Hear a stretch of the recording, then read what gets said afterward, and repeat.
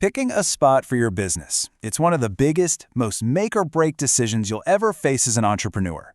Get it right, and you're on the path to success. Get it wrong? Well, it's a tough road.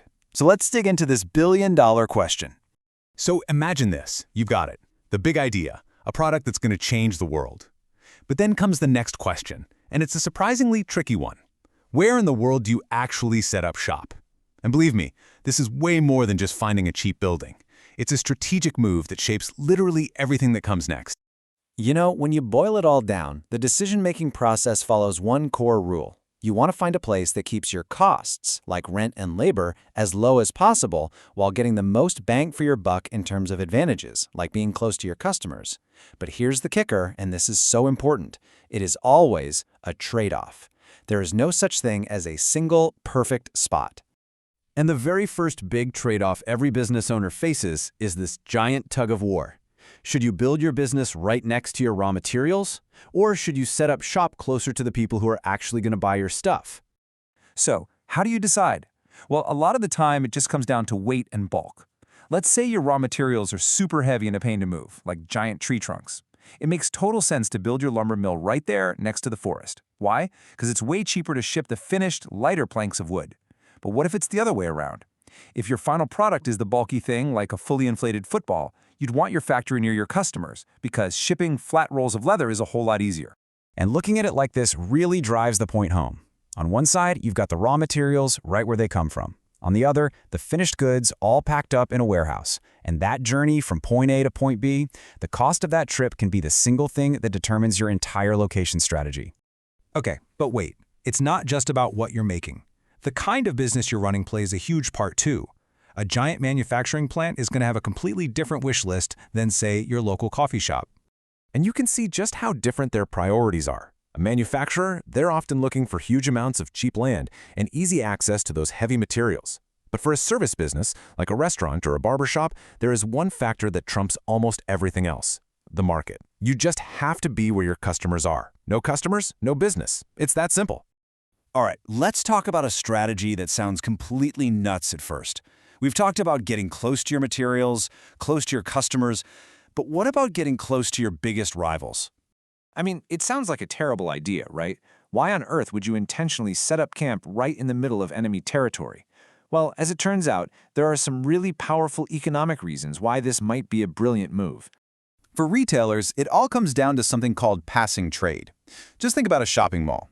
When you have 10 different shoe stores all in one place, they don't just compete, they create a shoe shopping destination.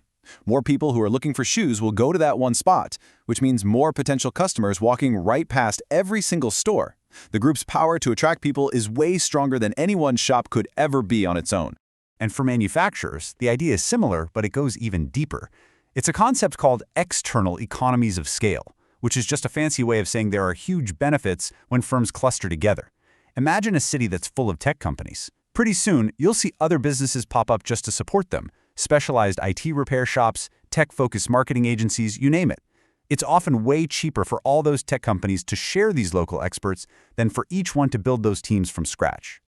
So, you've done your homework. You've analyzed your materials, your market, even your competitors. You think you've found the absolute perfect spot. But there's one final gatekeeper you have to get past, and that's the government. You see, what might be a dream location for a business could be a total nightmare for the community, and that's where planning controls come in. These are the rules that say what you can build where. And thank goodness for them, right? You really don't want a noisy, polluting power station popping up next to a school or in the middle of a beautiful national park. And on top of that, you've got building regulations. These are the rules that make sure buildings are actually safe, structurally sound, with proper fire escapes. They're absolutely crucial for keeping people safe, but they can force a company to make really expensive changes to their plans, sometimes adding millions in unexpected costs. So, how does all this stuff, costs, markets, competitors, regulations, all these competing forces, how do they actually play out in the real world? Let's look at a case study that pulls everything together. So let's check out the dilemma faced by a company called BC Cal Limited. Their story is a perfect example of the complex, messy trade-offs we've been talking about. So here's the situation. BC Cal Limited wanted to build their ideal factory right next to a port, which is great for shipping. But the local government said no. Their design was too tall, and it would damage a local wildlife habitat. To change the design to comply would cost them an extra $4.5 million. Ouch. So they looked elsewhere, and they found a spot 100 kilometers inland. The government there not only approved their original, cheaper design, but they gave them a $6.5 million grant to build there. But here's the catch. They now have to pay for higher transportation costs to get their goods to the port, every single day, forever. This is a textbook example of push and pull factors. They were literally pushed away from the port by those strict regulations and high costs. At the very same time, they were pulled toward the inland spot by that juicy government grant and easier rules. It just goes to show how these outside forces can completely change a company's game plan. And that leads us to the final multi-million-dollar question. They got a huge grant upfront, but now they're stuck with higher costs for the long haul. Did they make the right call? There's no easy answer, is there?